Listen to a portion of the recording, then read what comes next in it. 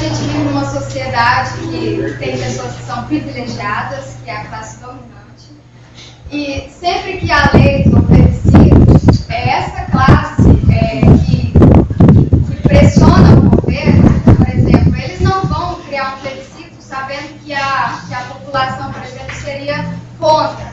Eles sabem da maioria qual que é a opinião da maioria. Isso seria favorecer muito a classe média. Por quê? Porque eles têm muito mais a perder do que a gente. A gente se revolta, assim, a gente vive numa sociedade de ódio. A gente quer mesmo ver a pessoa lá na prisão. Mas a gente tem a falsa ideia de que prisão educa, e não educa. A gente vai tirar uma oportunidade do adolescente.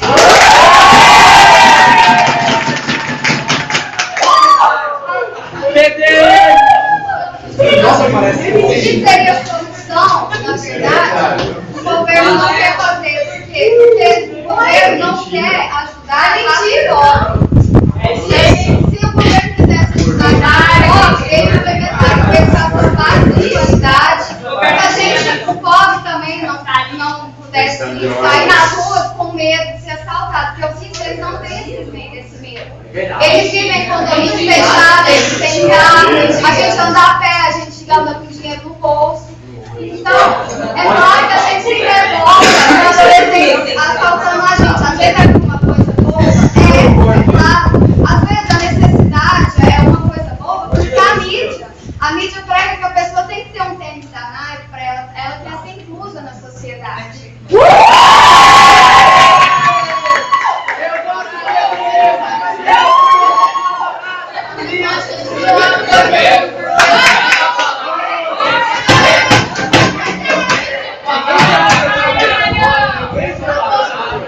Peço a palavra para dizer que o que o companheiro disse, que a barretinha vindo aqui me pegar, ele vai me roubar. A nossa companheira disse que ele vai ficar solteiro. Isso é marginalização de uma grande maioria, é marginalização das crianças, é botar taxar de marginal toda e qualquer pessoa.